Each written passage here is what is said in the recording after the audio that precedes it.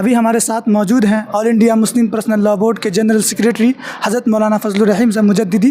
میں ان سے سیمینار سے متعلق کچھ تاثر لینا چاہوں گا۔ حضرت، سیمینار سے متعلق کچھ تاثرات پیش کر دیں۔ یہ سیمینار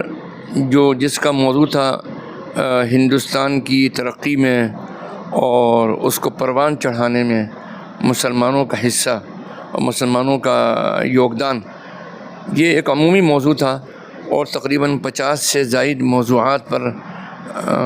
کل سے لے کر آج تک مقالات پیش کیے گئے الگ الگ موضوعات پر، اور مسلمانوں کی خدمات، کوئی ایسا میدان چھوٹا نہیں ہے جس میں مسلمانوں کی خدمات اس ملک میں نہ رہی، عالمی پیمانے پر رہی ہیں، لیکن ہم اس ملک میں جو فرقہ پرست طاقتیں ہیں جو ایک نیریٹیو اور بیانیہ پھیلا رہی ہیں کہ مسلمان اس ملک پر بوجھ نہیں ہیں، ہم بوجھ نہیں ہیں، ہم نے بہت کچھ دیا ہے۔ آج ہم نے جو تعمیر کا جو ایک اثاثہ دیا ہے اور اس کے نتیجے میں جو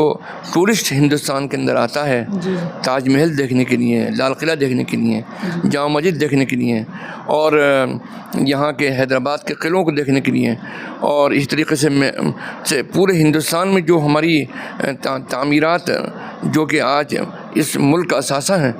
وہ اربوں ڈالر، کھربوں ڈالر کی انکم کا ذریعہ ہیں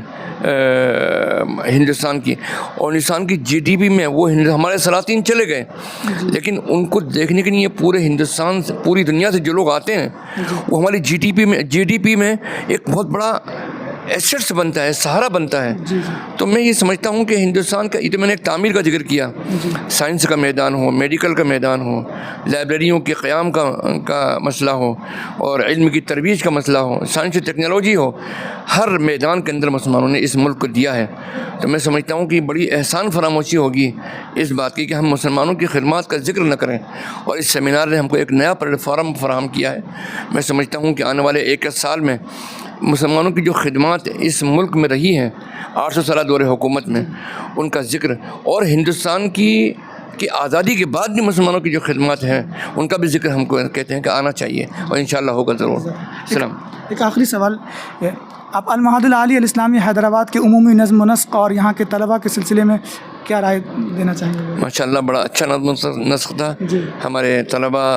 اور اساتذہ سب بڑے متحرک تھے اور بڑے اچھے انداز میں ضیافت کی، ان سب حضرات نے مہمانوں کا اکرام کیا، جس کے لیے ہم سب مشکور ہیں۔ جزاک اللہ خیر، بہت بہت شکریہ۔